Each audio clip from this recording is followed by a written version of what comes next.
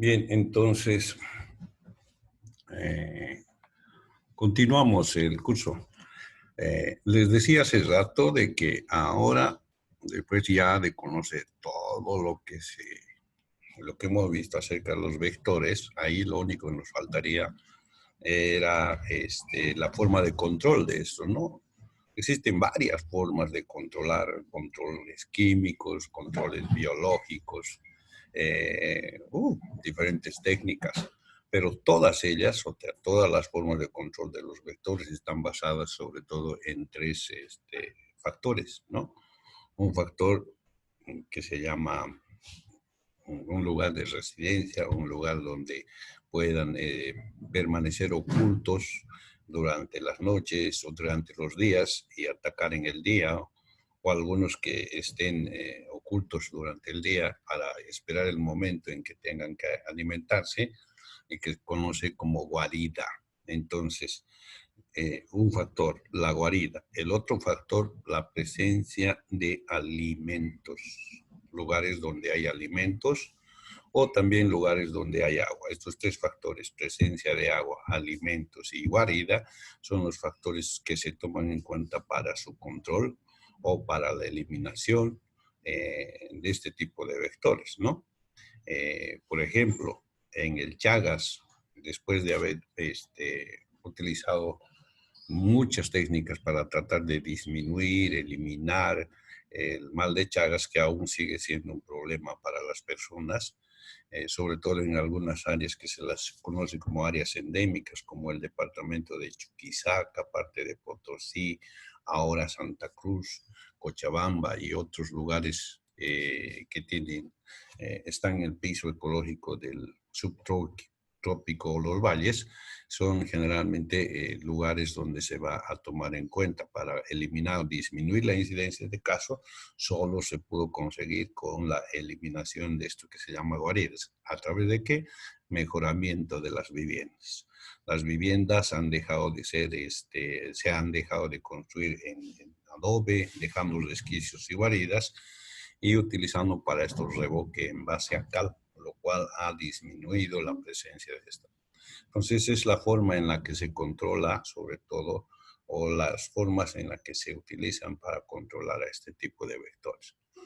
Entre las patologías que más frecuentes que tenemos acá en el medio, podemos hablar del dengue, que con seguridad muchos de ustedes también ya han debido experimentar esta patología, debido a que aquí en las regiones epidémicas, ¿no? Sobre todo en la estación de verano, donde existe una incidencia alta de este tipo de casos.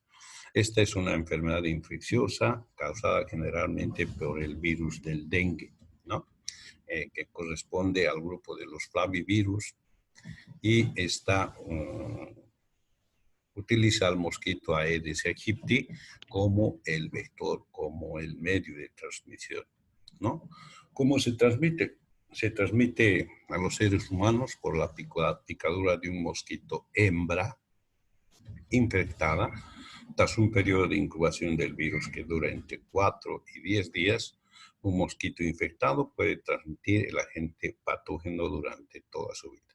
Entonces significa que si existe un mosquito que es virgen, que no tiene o no está infectado y pica a otra persona, después de un periodo más o menos de 4, 10 días, 7 días como promedio, estas se convierten en mosquitos vectores del dengue, porque a toda persona a quien van a extraer sangre, también les van a inocular o dejar el agente causal del dengue, o sea, el virus del dengue. ¿Cuáles son los síntomas de esta patología? Fiebre, sobre todo fiebre. Los que han pasado ya esta patología, yo ya la pasé también, así que sé cómo se inicia, sé cómo es la sintomatología, todo. Pero en forma general decimos que hay fiebre, hay dolores, hay síntomas gripales, dolor de cabeza, dolor de las articulaciones. Por eso es que se llama la fiebre quebrantahuesos o rompehuesos también, ¿no? Náuseas y diarrea. Entonces son las características más importantes que presenta esta patología. El tratamiento generalmente es a través de identificar sobre todo el tipo o la patología, la clase de patología que se tiene. Esta es la clasificación antigua. Había un grupo A, un grupo B, un grupo C, o sea, dengue leve, el dengue moderado y dengue grave. Actualmente esta clasificación ha cambiado también por la mutación del virus, ¿no? Ahora solamente hay dengue clásico, o sea, el dengue que mucha gente de Santa Cruz es la que va a adquirir por la presencia de este tipo de virus, pero hay algunos, pues un buen porcentaje de estas personas van a enfermar con el dengue hemorrágico. Entonces, la nueva clasificación de este tipo de virus, ¿no? El clásico y el grave o hemorrágico. No existe ya el dengue moderado y eso se debe a la mutación que ha sufrido el virus de el momento en que se identificó a la enfermedad hasta la fecha, ¿no? La prevención, ya saben, es sobre todo la eliminación de criaderos de mosquitos, buscar en el domicilio los posibles criaderos, eliminar todos estos. Con seguridad ustedes se han participado en estas campañas de eliminación, voltear los frascos, eliminar recipientes donde pueden quedar cantidades de agua que utilizan para desovar y luego desarrollar los mosquitos hasta llegar a una edad adulta y que puedan diseminar la patología después de infectarse, ¿no? Entonces, en este caso, todas esas medidas que ya conocemos se las debe utilizar. Y también el uso de repelentes, sobre todo eh, el Programa Nacional de Salud, o sea, el modelo de salud de Bolivia, que se conoce como SAFSI, Salud Familiar, Comunitaria, Intercultural, que todavía está vigente y que con seguridad cuando haya cambio de gobierno va a haber también cambio en esto, ¿no? Generalmente cambia el título, los programas, todo lo que hay se mantiene, políticas nacionales se mantienen. Bien, entonces se ha aplicado, se ha incrementado el uso de repelentes, sobre todo para las mujeres embarazadas con el tema del Zika, ¿no? Es parte de los mecanismos para prevenir sobre todo, pero lo importante es, como se dice, la eliminación masiva de los criaderos de mosquitos, que realmente logra resultados bastante expectables porque disminuye la incidencia de los casos. Entonces es una patología que está producida y utiliza en este caso vectores para su producción. Otra patología de importancia también en la región, también importante aquí, es el Chagas, ¿no? Han escuchado hablar del Chagas con seguridad, todos, sobre todo los que viven cerca o en Chuquisaca o en Sucre, tienen una gran incidencia de estos casos. Mucho más era hace años, ¿no? Hoy ha cambiado ya porque también la forma de construcción que ha habido, sobre todo en las nuevas construcciones, han hecho que se mejore la vivienda y dejen de ser lugares adecuados para que estos vectores se puedan guarecer, sobre todo las vinchucas, ¿no? Que antes se decía eran las únicas, eran los únicos vectores que podían facilitar al protozoo llegar al huésped y desarrollarse. Entonces, hoy se sabe que también que un grupo de estos conocidos chinches, que son unos insectos mucho más pequeños, muy parecidos a la lenteja, también son vectores de este tipo de patología. ¿Qué es el Chagas? Se conoce también como tripanosomiasis debido a que está producido por un parásito, el Trypanosoma cruzi, y que generalmente es la que va a producir la patología después de haber llegado a los huéspedes a través de un vector que se conoce como el Triatoma infestans, es el nombre, ¿no?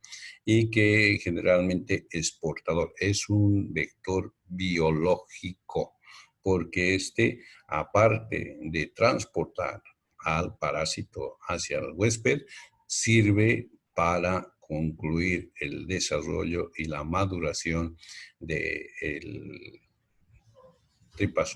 tripanosoma hasta llegar a una forma infectante y luego avanzar hacia el huésped definitivo. Entonces, para nosotros el Chagas es una patología transmitida por vector que se llama y que es el Triatoma infestans y que deposita generalmente los protozoos muy cerca de la herida, o sea, del lugar donde ha absorbido la sangre, porque este también es un vector de tren posterior.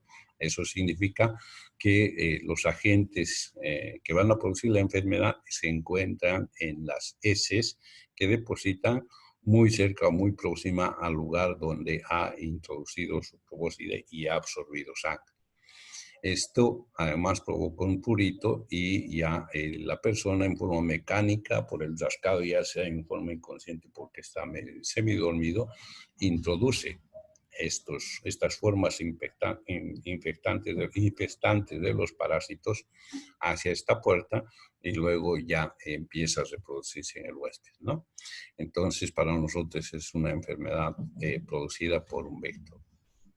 La transmisión generalmente, como les decía, es de tren posterior, pero también hoy se sabe que hay regurgitación de la sangre que ha absorbido y lo hacen no en muy poco, sino en gran cantidad, de modo de que lo que está de más vomita y al vomitar también está introduciendo ya formas infestantes de los parásitos que van a producir la patología en la enfermedad. ¿Cuáles son los síntomas? Este síntoma que están viendo en el ojo es una persona que tiene un edema palpebral, ¿no? Y es muy característica, sobre todo en las personas que han recibido un piquete o una visita de los triatomas. En el lugar donde ha habido o ha sufrido el piquete, generalmente deja una puerta de entrada muy cerca, defeca el insecto y las personas generalmente rascan. Este área va a producir un proceso inflamatorio. Y si está muy cerca del globo ocular o como en el tema de los párpados, también nos va a provocar un edema, ¿no? Y que se conoce como el signo de Romaña. El signo de Romaña o el síndrome de Romaña también se conoce, pero a esto del edema palpebral se incluye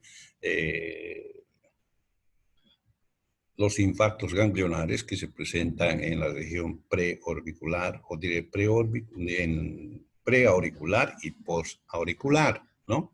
Entonces, a esto sí se lo conoce como síndrome de Romaña.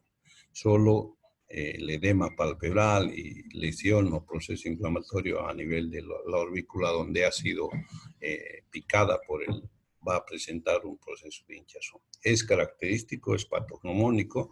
Si nosotros logramos identificar a una persona con este tipo de lesión, con seguridad ha sido objeto de una picadura de un triatomide.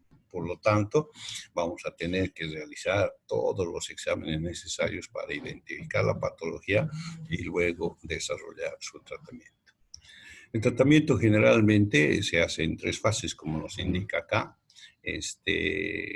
porque pasa por 3 fases. Una fase aguda, en la cual las lesiones son tempranas, ocurre casi inmediatamente unos 3 o 4 días después de la picadura y que presenta algunos síntomas como náuseas, vómitos y todas esas cuestiones, sintomatología normal, podríamos decir, que en casi este tipo de patologías, y que si no es tratada o no es identificada, va a pasar a una fase indeterminada. En esta fase indeterminada ya la sintomatología se hace un poco más significativa, pudiendo durar un periodo indeterminado, por eso se llama. No existe un periodo limitado de esta fase y puede desarrollarse durante mucho tiempo. Ya luego pasa la tercera fase, que es la fase crónica, ¿no? En la cual ya vamos a tener problemas graves, megaproblemas, así como se dice en Chagas. Vamos a tener problemas ya de hipertrofia de órganos, como sobre todo aquellos órganos que están compuestos por musculatura lisa. El sistema digestivo, el colon, el esófago, a nivel cardíaco vamos a tener la cardiomegalia, el megacolon, megaesófago, y en algunos casos va a haber también lesión a los órganos vecinos como el hígado, el vaso. Entonces, son cuadros crónicos, son cuadros de la fase crónica. El tratamiento está en base a dos medicamentos, el Nifurtimox y el Benidazol. El Benidazol es un medicamento que se usó de principio y que hoy pasó a segundo plano. Actualmente se utiliza el Nifurtimox. Existen otros medicamentos que se están utilizando ahora, pero que todavía no han demostrado ¿cómo podríamos decir?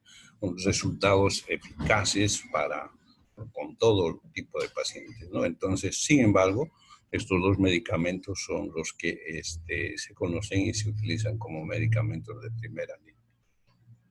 El tema de prevención pasa sobre todo, ya les he dicho, eliminar la guarida, eliminar los alimentos y eliminar también los líquidos. En el caso de eliminar las guaridas es el mejoramiento de vivienda que ha dado muy buen resultado.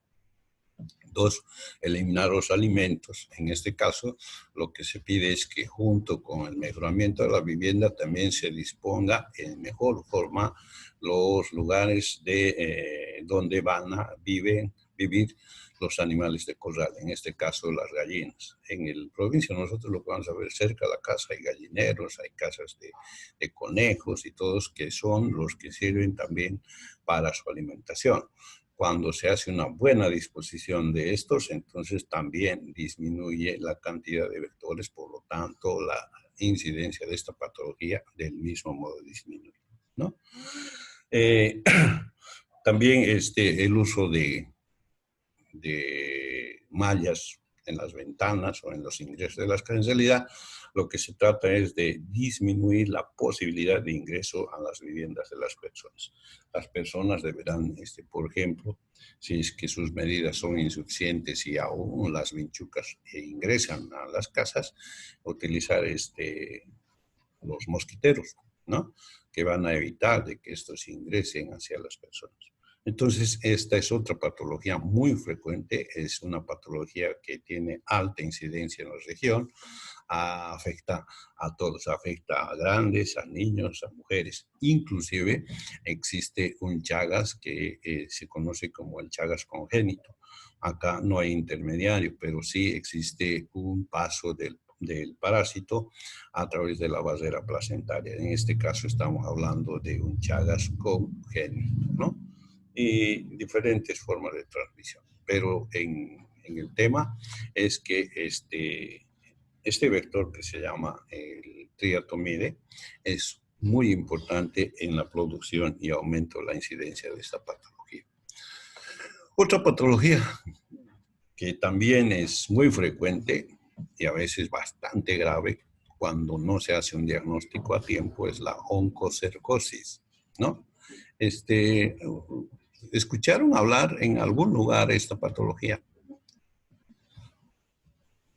En alguna visita médica, en alguna asignatura que haya habido antes.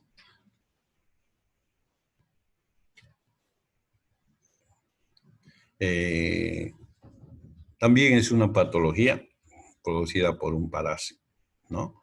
Que en realidad se llama la Onchocerca volvulus. Es un parásito que va a residir generalmente a nivel de los globos oculares. Esta es una enfermedad parasitaria crónica causada por un gusano nemátodo. Está dentro del grupo de los cestodos y se llama como Onchocerca volvulus, ¿no? Entonces, estos tienen como vector a esta mosca que se conoce como flebótomos. Está dentro del grupo de los flebótomos, entre ellos el Flebotomus papatasi, que es el vector mecánico, sobre todo para transporte de este tipo de parásitos, así también como es vector biológico, porque funciona de las dos formas, a través de las cerdas, llevando huevos ya maduros y que se van a reproducir en el organismo, y que puede ingresar por alguna de las formas que existen, o también a través de la inoculación, ¿no? Entonces, generalmente está producido por este tipo de moscos que son del grupo Phlebotomos, y entre los síntomas más importantes es la infestación parasitaria que ocasiona lesiones potencialmente severas en la piel y en los ojos. ¿Alguna vez han debido escuchar ustedes de algunas personas que dicen, no sé qué tengo, pero yo veo en mi ojo como un pequeño gusano atraviesa mi vista, ¿no? Entonces se trata precisamente de este parásito que va a anidarse a nivel del globo ocular y que en momentos cuando está empezando a desarrollarse, se nota o la persona afectada ve cómo este gusano se mueve dentro del globo ocular. Entonces, lo que se hace normalmente es hacer la identificación y luego provocar o eliminar el parásito, ¿no? Puede provocar dermatitis, puede haber atrofia de la piel cuando las lesiones son a nivel de la piel y sobre todo despigmentación, lo que nos va a ser característico para la identificación de este tipo. En el tratamiento se usa la ivermectina. ¿Se acuerdan de ese medicamento? ¿Por qué en qué se está utilizando en este momento? La ivermectina.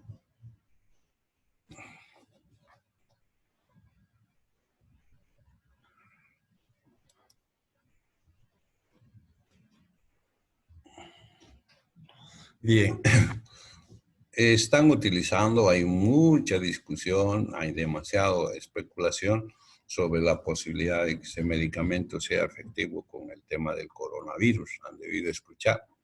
Entonces hay discusiones, hay varias situaciones que se han planteado con los profesionales, los veterinarios también han dado su opinión, pero sí ha tenido demasiada connotación debido a la posibilidad de que este sea efectivo en el tratamiento de este parásito. Nosotros sabemos que este tipo de patología es un parásito y que la ivermectina es sobre todo un antiparasitario. Por eso es importante y por eso que en este momento está muy actualizado este medicamento. Todavía no se conoce o no existen bases científicas para identificar y afirmar de que sí es efectivo. Entonces está en ese periodo. El tema de la prevención, sobre todo el uso de insecticidas en los criaderos para reducir la población de vectores, o sea, eliminarlos, las moscas negras, estas del grupo de los flebótomos. También la educación en las comunidades expuestas para enseñarles cómo evitar los contactos con el mosquito y sobre todo hacer fumigaciones para la eliminación de toda forma de vector que pueda producir esta patología. Una de las cosas que se toma en cuenta en el tema de la oncocercosis es precisamente la presencia de los canes, de las mascotas, sobre todo en este caso los canes, que llegan a ser una especie de reservorios, ¿no?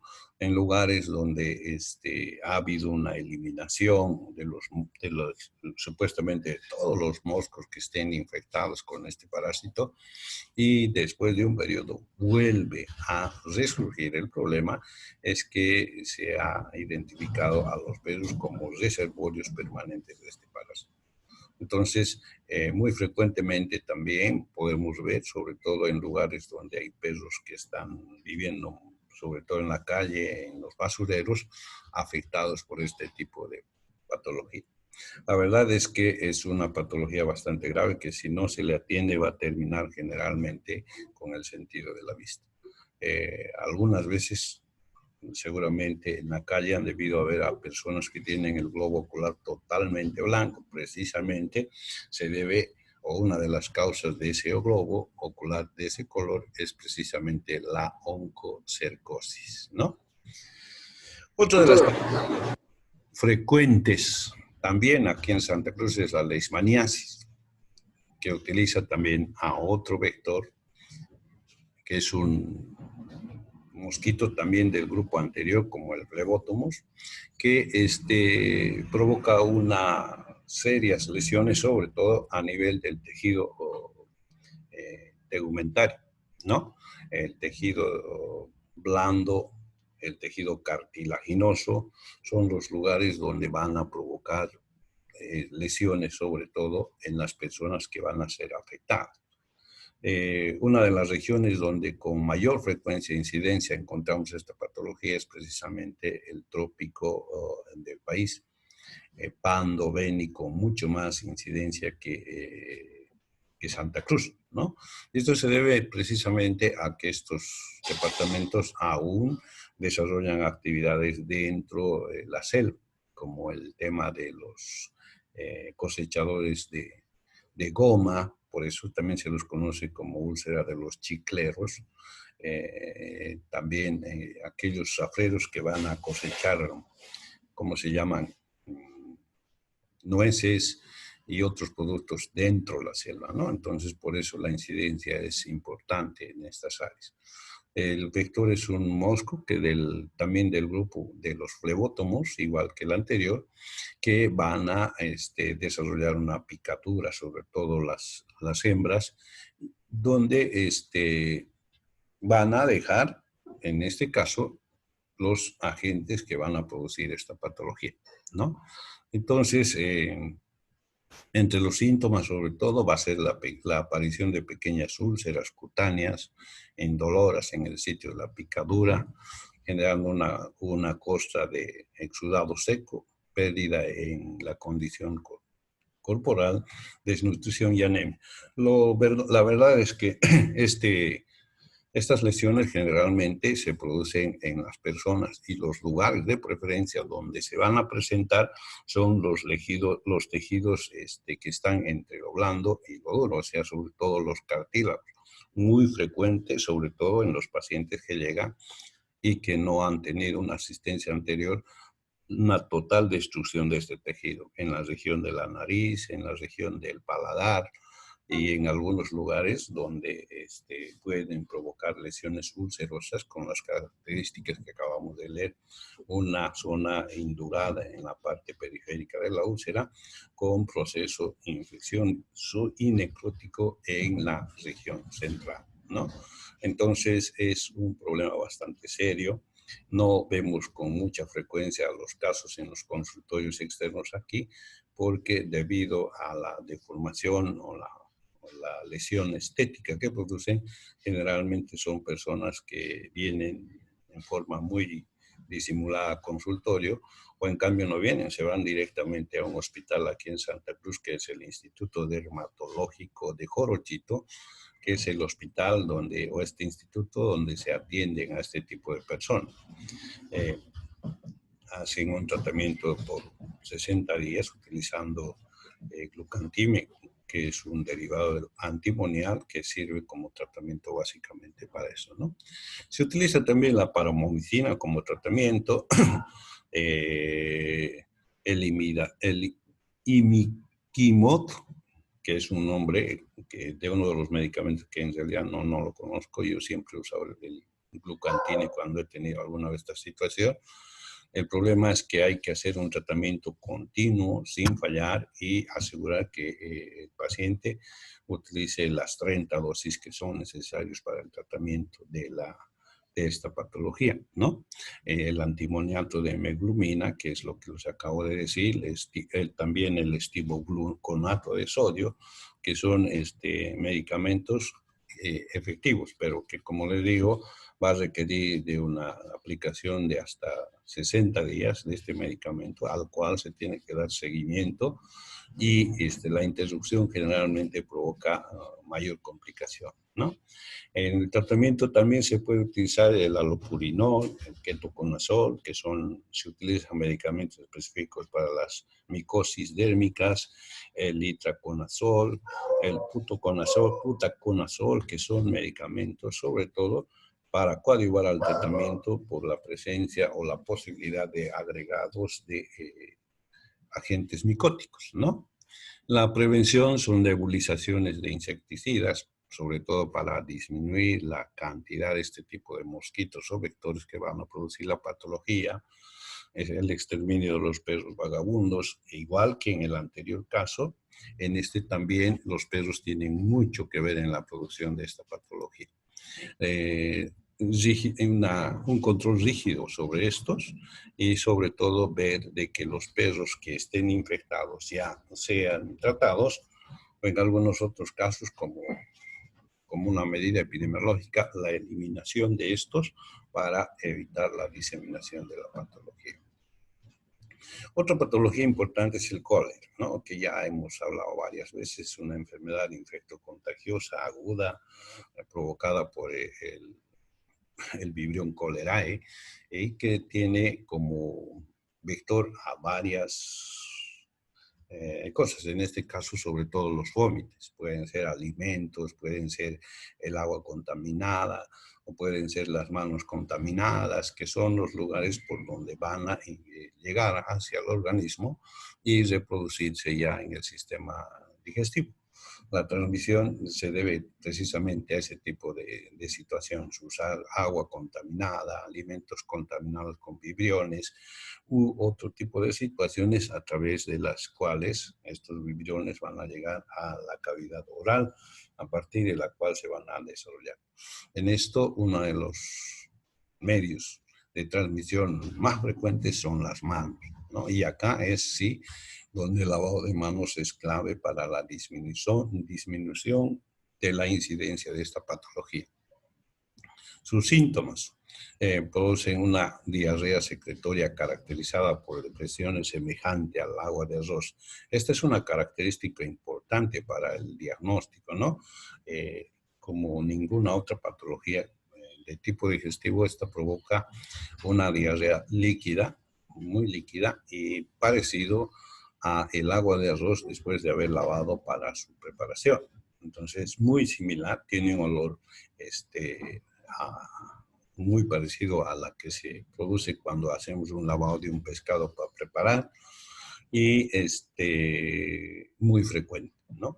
Es tan frecuente, hay un despeño diarreico tan frecuente que la deshidratación se presenta en muy pocas horas. Y si esta no es corregida, ya sea con la administración de electrolitos y líquidos, puede ser la causa de deceso. A esto se acompañan los vómitos incoercibles en algunos casos, vómitos explosivos, en el que el paciente a veces elimina cantidades de líquido que va a coadyuvar a la deshidratación, que en muchos de los casos va a ser causa de muerte, ¿no? El tratamiento sobre todo es la reposición de líquidos y electrolitos. La vía endovenosa es una de preferencia y en muchos casos, dependiendo de la situación, se hace la introducción de estas dos sustancias a través de vía endovenosa a presión, o sea, buscar de que el líquido pueda ingresar lo más rápido posible para poder reponer la pérdida de estas sustancias que pueden provocar la muerte. Básicamente, en antibioterapia, por lo menos lo que se utiliza o lo que se ha utilizado en la última epidemia de los 80s, ha sido la doxiciclina, ¿no? Doxiciclina, menos en mujeres embarazadas, en esta se utilizaba la eritromicina. Tiene un periodo de aparición de más o menos 50 años. Debemos estar por los 30 y tantos después de que pasó la última epidemia. Y con seguridad a ustedes cuando ya estén ejerciendo médicos les va a tocar seguramente atender otro ciclo de esta epidemia que generalmente se convierte en pandemia también en forma rápida ahora por el acortamiento de distancias debido al medio de transporte que tenemos. La prevención, sobre todo comer alimentos preparados, no crudos, el lavado de manos, la purificación del agua, que son situaciones claves sobre todo para disminuir la incidencia de este tipo de patologías. Bien, lo más frecuente son estas patologías y lo más característico en vectores, junto con el grupo, en el caso del dengue, al chikungunya y a todas esas patologías que se producen en forma paralela al dengue, en forma estacionaria, o sea, el verano.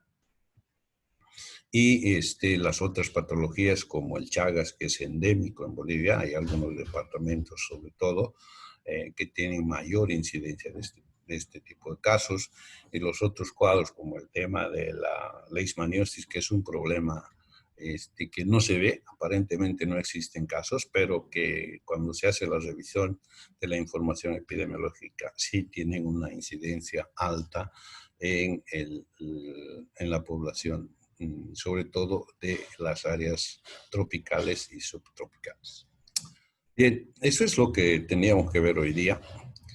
Tengo en la parte inferior de acá de las positivas, les paso, salvo acá en el de control y erradicación que tengo un problemita en la parte del video número 2, o sea, la parte 2, el resto ya está. Enseguida voy a subir esto de las enfermedades. O sea, el segundo parcial estaría en base a control y erradicación, infecciones respiratorias, influenza, enfermedades por vectores, y el glosario que ya lo tenemos de un principio, darle una revisión para completar las preguntas. ¿Hasta aquí alguna pregunta?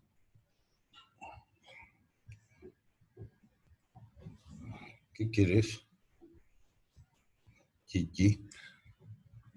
¿Alguna pregunta, jóvenes?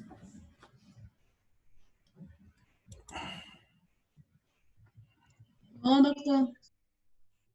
Bien. Voy a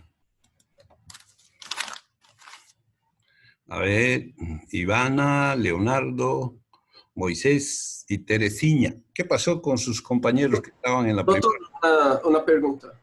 Sí. Esse ivermectina pode ser usado para coronavírus?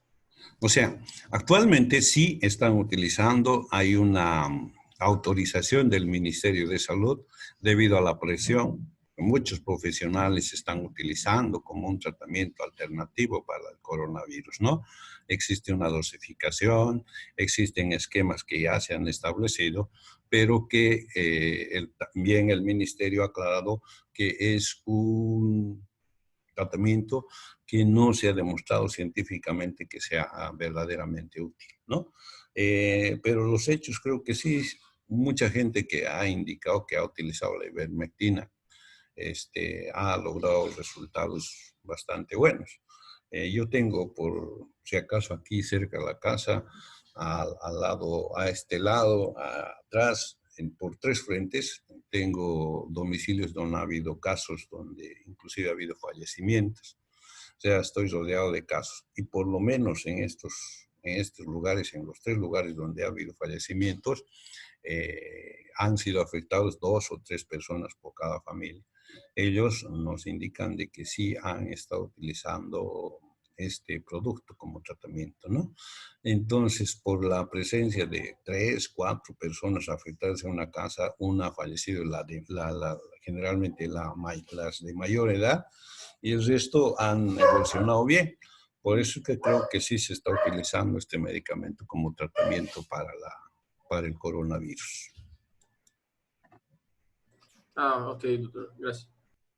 Bien, entonces, de todos modos existen ya esquemas establecidos, aunque todavía no se puede hablar definitivamente cuál es el tratamiento más efectivo. E inclusive, ahora el uso del plasma, que es todavía es restringido por la cantidad de donantes que hay, al parecer sí ha resultado y ha tenido mejoría, sobre todo en los pacientes que han recibido este tratamiento. Pero en algunos países como Argentina, Brasil, también Brasil, todavía el tema de la plasmaféresis, así se llama la técnica para utilizar el plasma como un medicamento o antídoto, no ha sido aceptada en forma oficial por no tener un respaldo científico, digamos, ¿no?